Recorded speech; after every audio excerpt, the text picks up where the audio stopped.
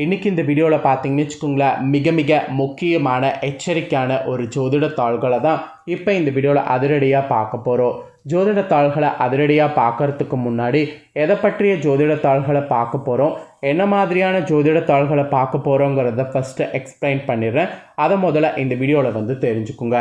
அதுக்கப்புறம் மற்ற தாள்களை இந்த வீடியோவில் பார்க்கலாம். தற்போது தமிழ் புத்தாண்டானது பார்த்திங்கன்னு வச்சுக்கோங்களேன் வர இருக்குங்க.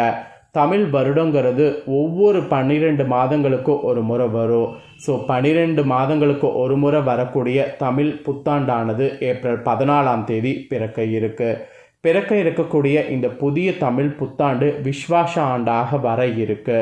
இந்த ஆண்டுடைய பஞ்சாங்கத்தினுடைய அடிப்படை கிரகநிலைகள் கிரக மாற்றங்களோட அடிப்படையில் ஒவ்வொரு ராசிக்காரங்களுக்கும் ஒவ்வொரு வகையில் தலையெழுத்து மாறும் என்பது குறிப்பிடப்பட்டிருக்கு.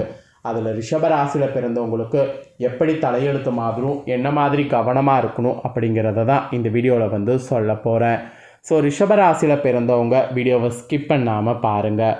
உங்களோட ராசிக்கு என்ன மாதிரி தலையெழுத்து மாறும், எப்படி உங்களுக்கு புதிய வருடம் இருக்கும் அப்படிங்கிறத தெரிஞ்சுக்குங்க. இப்போ குரோதி வருடமானது நடந்துட்டுருக்குல்ல, இந்த குரோதி வருடம் முடிஞ்சு விஸ்வாச ஆண்டு பிறக்க போகுது. இந்த விஸ்வாச ஆண்டு உங்களுக்கு சாதகமாக இருக்குமா பாதகமாக இருக்குமாங்கிறத இந்த வீடியோ மூலிமா தெரிஞ்சுக்குங்க. ஸோ சாதகமாக இருந்தால் எப்படி சாதகமாக இருக்குங்கிறதையும் பாருங்கள், பாதகமாக இருந்தால் எப்படி கவனமாக இருக்கணுங்கிறதையும் தெரிஞ்சுக்குங்க. எல்லாமே தெரிஞ்சு இந்த பலன்களுக்கேற்ப நடந்து பலன் பெறுங்க. வாங்க தமிழ் புத்தாண்டு பலன்களை இந்த வீடியோவில் பார்க்கலாம். ஸோ இந்த தமிழ் புத்தாண்டு பலன் உங்களுக்கு ரொம்பவே யூஸ்ஃபுல்லாக ரொம்ப இன்ட்ரெஸ்டாக இருக்கும். ஸோ நான் சொல்கிறத கரெக்டாக நீங்கள் தெரிஞ்சு அதற்கேற்ப நீங்கள் நடந்துக்கிட்டிங்கனாவே பலவிதமான ஆபத்துக்கள் ஏற்படாமல் தப்பிச்சு கொள்ளலாம். அதனால் என்ன நடக்குங்கிறத தெளிவாக இந்த வீடியோவில் நான் பாயிண்ட் மூலிமா சொல்கிறேன். உங்களோட நட்சத்திரத்துக்கு ஏற்பவே தெரிஞ்சு பலன் பெறுங்க. ஃபஸ்ட்டு உங்களோட ராசிக்கு கிரகநிலைகள் இப்போ இந்த ஆண்டு பிறக்குதில்ல, அப்போ எப்படி அமைஞ்சிருக்குங்கிறத முதல்ல சொல்கிறேன். கிரகநிலைகள் எப்படி அமைஞ்சிருக்குங்கிறத முதல்ல இந்த வீடியோவில் தெரிஞ்சுக்குங்க. கிரகநிலைகளில் கரெக்டாக பார்த்திங்கன்னு வச்சுக்கோங்களேன், ராசியில் குரு, தைரிய வீரிய ஸ்தானத்தில் செவ்வாய், பஞ்சம ஸ்தானத்தில் கேது, ரணருண ரேகஸ்தானத்தில் சந்திரன், தொழில் ஸ்தானத்தில் சனி, லாபஸ்தானத்தில் ராகு சுக்கிரன் புதன், அயனசைன போகஸ்தானத்தில் சூரியன், இந்த மாதிரி கிரகநிலைகள் உங்களுக்கு அமைஞ்சிருக்கு.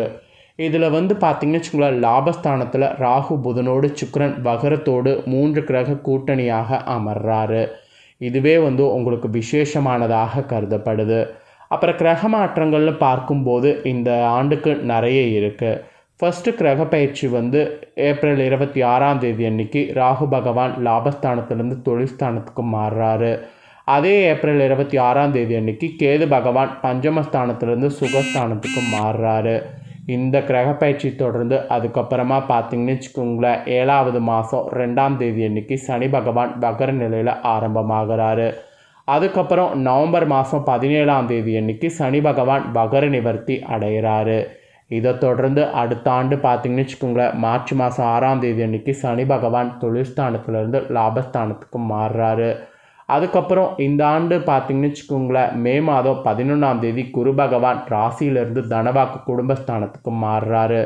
அதுக்கப்புறம் இந்த ஆண்டு 10ஆவது மாதம் 8ஆம் தேதி அன்னைக்கு குரு பகவான் தனவாக்கு குடும்பஸ்தானத்துலேருந்து தைரிய வீரியஸ்தானத்துக்கு மாறுறாரு. அதுக்கப்புறம் இந்த ஆண்டு பார்த்திங்கன்னு வச்சுக்கோங்களேன், 11ஆவது மாதம் 18ஆம் தேதி குரு பகவான் வக்ரமானது ஆரம்பமாக போகுது. அதுக்கப்புறம் இதே ஆண்டு 12ஆம் மாதம் 21ஆம் தேதி அன்னைக்கு வகரநிலையில் இருக்கக்கூடிய குரு பகவான் தைரிய வீரியஸ்தானத்திலிருந்து தனவாக்கு குடும்பஸ்தானத்துக்கு மாறுறாரு. அதுக்கப்புறம் அடுத்த ஆண்டு பார்த்திங்கன்னு வச்சுக்கோங்களேன், 3ஆவது மாதம் 17ஆம் தேதி குரு பகவான் வகர நிவர்த்தி ஆகிறாரு. இந்த மாதிரி நிறைய கிரக மாற்றங்கள் இந்த தமிழ் புத்தாண்டில் நடக்க போகுது. அந்தந்த தேதியில் நான் சொன்ன இதில் அந்த மாதிரி நடக்கிறது கிரகநிலைகள். இதனோட அடிப்படையில் தான் தமிழ் புத்தாண்டு பலன்கள் உங்களுக்கு ஜோதிடர்கள் கணிச்சிருக்காங்க. அதை தான் என்னங்கிறத இப்போ நான் உங்களுக்கு சொல்ல போகிறேன். என்ன பலன்கள் நீங்கள் பெற போகிறீங்கிறத தெளிவாக இந்த வீடியோவில் தெரிஞ்சு பலன் பெறுங்க. ஆக்சுவலி தெளிவான பேச்சும் நிறைந்த செயல்திறனும் கொண்ட ரிஷபராசி அன்பர்களுக்கு நீங்கள் சார்ந்துள்ள துறைகளில் புதிய பொறுப்புகள் ஏற்றுக்கொள்வது உங்களுக்கு அமைஞ்சிருக்கு. அதே போல் நண்பர்கள் கூட்டாளிகள் உங்கள் வேலைகளில் பங்கு கொள்வாங்க. இது உங்களுக்கு கீழ் வேலை செய்பவர்கள் தேவையான உதவிகள் செய்கிற மாதிரி உங்களுக்கு நேரம். அப்புறம் முக்கிய விஷயங்களை நன்றாக சிந்தித்து பிறகு சரியான முடிவு இந்த டைம் எடுக்கணும். அதுதான் உங்களுக்கு புதிய ஆண்டு நல்லது. புதிய ரகசியங்களை அறிவீங்க. இது உங்களுக்கு ஏதாவது ஒரு வகையில் யூஸ்ஃபுல்லாக இருக்கும். குடும்பத்தில் ஓரளவு நிம்மதியான சூழ்நிலை தொடரும். இருந்தாலும் அதை உங்களுடைய முன்கோப பேச்சுக்களால் நிறைய இழக்கிற மாதிரி சூழ்நிலை உருவாகும். முன்கோப பேச்சுகளை தயவு செய்து குறைச்சிக்குங்க. முன்கோப பேச்சுகளால் கெடுதலுக்குள்ளாகக்கூடிய சூழ்நிலை உருவாகுங்கிறதுனால அதை குறைத்துக்கிறது வரக்கூடிய ஆண்டு நல்லது என்பது உங்கள் ராசிக்கு சொல்லப்பட்டிருக்கு. அப்புறம் அரசு வகையில் சில பிரச்சனைகள் ஏற்பட வாய்ப்பு இருக்குது. அதனால் கணக்கு வழக்குகளை சரியாக வைத்து கொள்வது நல்லது. மற்றபடி குழந்தைகள் உங்கள் பேச்சை கேட்டு நடப்பாங்க. குறிக்கோள்கள் எதுவாக வைத்திருக்கிறீங்களோ அதை நோக்கி படிப்படியாக இந்த ஆண்டு முன்னேற முயற்சி பண்ணுங்கள். கண்டிப்பாக உங்கள் குறிக்கோளை நீங்கள் அடைவது முடியும். அப்புறம் பூர்வீக சொத்துக்களை பாதுகாப்பாக சட்டப்படி நடவடிக்கைகள் எடுத்து வைத்துக்குங்க. எதிர்பாராத பல நன்மைகள் எதிர்பாராத சூழ்நிலைகளில் உங்களுக்கு கிடைக்கும். உங்கள் நிர்வாக திறமையானது கூடும். முக்கியமான காரியங்கள்லாம் உங்களுக்கு நிறைவேறும். உங்கள் ஆத்ம சக்தியால் மனதை கட்டுப்படுத்தக்கூடிய மறைமுக கலைகளில் தேர்ச்சி பெறுவது முடியும். நஷ்டம் வரும் என்று நினைக்கக்கூடிய விஷயங்கள் உங்களுக்கு தெரிஞ்சதுன்னா அதில் ஈடுபடக்கூடாது. நண்பர்களுடைய பொறாமைகளுக்கு அலட்சியங்களுக்கு ஆளாக வாய்ப்பு இருக்கிறதுனால அவர்களிடம் எந்த ரகசியங்களும் கூற வேண்டாம். எதை பற்றியும் ஷேர் பண்ண வேண்டாம். அது உங்களுக்கு தான் பேராபத்தை ஏற்படுத்தும். அதனால் புது வருடம் ரொம்ப கவனமாக இருக்கணும் என்பது குறிப்பிடப்பட்டிருக்கு. இப்படியெல்லாம் இருந்தீங்கன்னா பொருளாதார நிலை புதிய வருடம் உயரும். வெளிநாட்டு தொடர்புகள் செய்யக்கூடிய வர்த்தகத்தில் லாபமானது உங்களுக்கு கிடைக்கும். தெய்வ பணிகளில் ஈடுபாடு செய்திங்கன்னா அதிகரிக்கும். எதிரிகளுடைய பலமானது உங்களுக்கு குறையும். பயணங்கள் மூலம் முக்கியமான எண்ணங்கள் ஈடேறும். செயல்களில் அலட்சியங்கள் இருந்தாலும் திட்டமிட்டு பணியாற்றினீங்கன்னா வெற்றி நடை போட முடியும். உடல் ஆரோக்கியம் சிறப்பாக இருக்கும். துணிவும் தன்னம்பிக்கையும் அதிகரிக்கும். இந்த மாதிரி காலகட்டமாக புதிய வருடம் உங்களுக்கு இருக்கும்.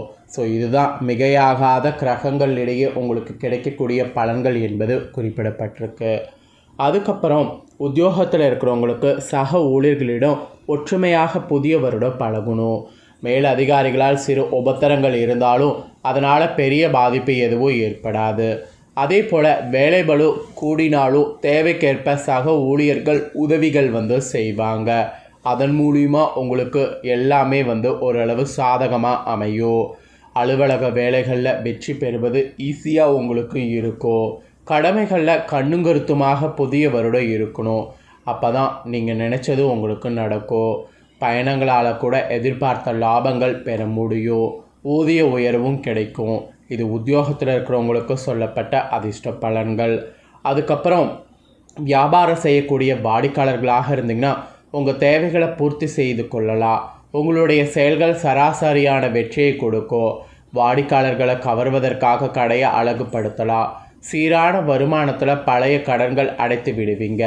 ஸோ சீரான கடன் உங்களுக்கு எல்லாமே பார்த்திங்கன்னு வச்சுக்கோங்களேன் இந்த புதிய வருடத்தில் அடைப்படும். இருந்தாலும் தொழிலில் கூட்டாளிகளிடம் மட்டும் எச்சரிக்கையாக இருக்கணும். மற்றபடி எல்லாமே உங்களுக்கு ஓகே தான். அப்புறம் அரசியலில் இருக்கக்கூடிய உங்களுக்கு எதிரிகளுக்கு தக்க பதிலடி கொடுப்பீங்க. வழக்குகளில் சாதகமான தீர்ப்பு வரும். கட்சியில் புதிய பணிகளை சாதுரியமாக செய்து முடிப்பீங்க. செல்வாக்கு இதனால் உயரும்.